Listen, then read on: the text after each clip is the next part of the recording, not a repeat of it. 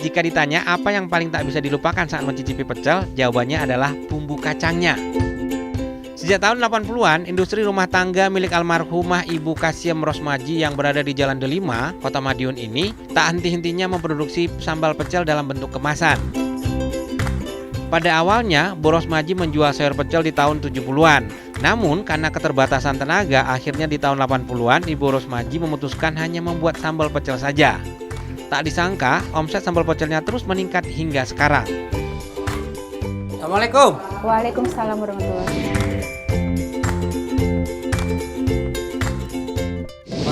Mbak Fani ya? Ya, betul. Mbak, ini benar nggak produksi sambal pecel? Oh ya, betul sekali, Pak. Monggo kalau Lagi produksi nggak? lagi produksi, monggo. Lihat ya. Boleh. Messi. Saya diantar oleh Mbak Fani masuk ke dalam rumah sekaligus pabrik sambal pecelnya. Dalam sehari tempat ini mengolah 4 ton kacang yang langsung didatangkan dari daerah Tuban. Pabrik ini sengaja menggunakan kacang dari daerah Tuban karena memiliki cita rasa yang khas. Selain gurih, kacang ini pun memiliki rasa sedikit manis. Jadi sangat cocok dengan bumbu pecel yang manis. Dalam satu oven ini bisa menyangrai kurang lebih 25 kg selama 40 hingga 60 menit. Setelah dirasa cukup matang, kacang dikeluarkan dan didinginkan sebentar sebelum kemudian digilas dengan balok kayu agar kulit kacang pecah dan terlepas dari kulitnya. Tahapan berikut ini memang harus lebih teliti, yaitu mengayak biji kacangnya dan menyortir sehingga benar-benar kulitnya terpisah dari biji. Proses yang gak kalah penting lainnya adalah menumbuk kacang sampai hancur dengan kehalusan tertentu. Namun yang menarik nih food lover, para pekerja pada bagian ini dinominasi oleh ibu-ibu yang berumur sekitar 40 hingga 60 tahun.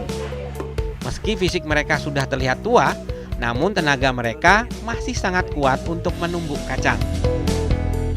Wadah untuk mengulek kacang pun harus terbuat dari batu agar kuat dan alunya menggunakan kayu asem karena tekstur kulit kayunya yang empuk. Bu, udah berapa tahun? Udah 20 tahun. Ah, bener 20 tahun? Di sini. Kerja ini 20 tahun? Saya baru 2 menit ini, Bu. Udah keringetan. Dengan menumbuknya, tekstur dan rasa kacang masih terasa kental. Berbeda jika kacang dihancurkan dengan cara di blender, cita rasa kacang akan hilang. Kacang juga harus didinginkan selama 1 malam. Karena setelah ditumbuk, kacang akan mengeluarkan hawa panas dan tidak baik jika langsung dicampur bumbu. Untuk bumbu pecelnya, cabai merah dijemur seharian agar kadar airnya sedikit berkurang dan tingkat kepedasannya juga semakin mantap. Berikutnya, kulit jeruk purut dipotong dan dihaluskan. Terakhir baru dicampur dengan bumbu kacang dan ditumbuk lagi sampai rata.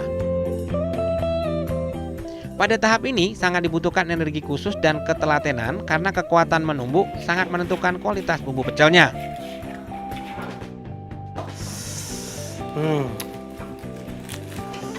Sambal gitu loh. Kita masukin ya.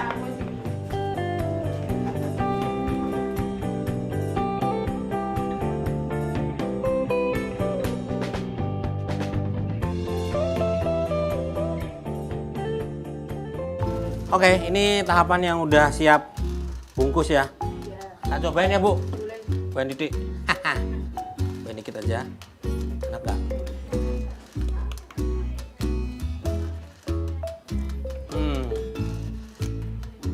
Ini juara banget. Pedas. Yang penting itu wanginya. Jadi bumbu kacangnya emang udah wangi ya. Agak sticky. Agak lengket memang, ini ciri khasnya. Ada sebagian kan encer banget ya kalau di Madiun sih memang udah standarnya kental gitu. Ini benar-benar mumtaz.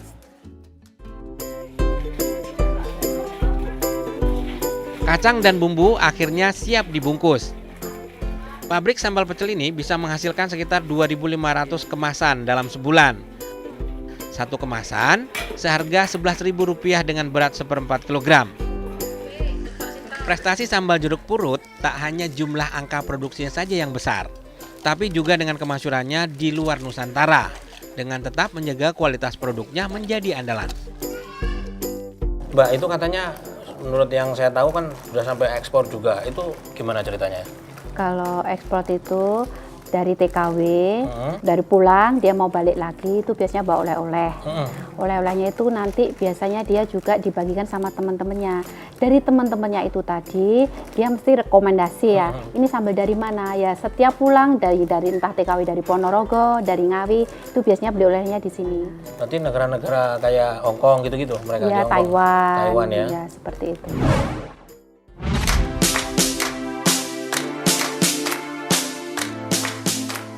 Perjuangan saya mempelajari cara membuat pecel kota Madiun hari ini memang tak mudah ya.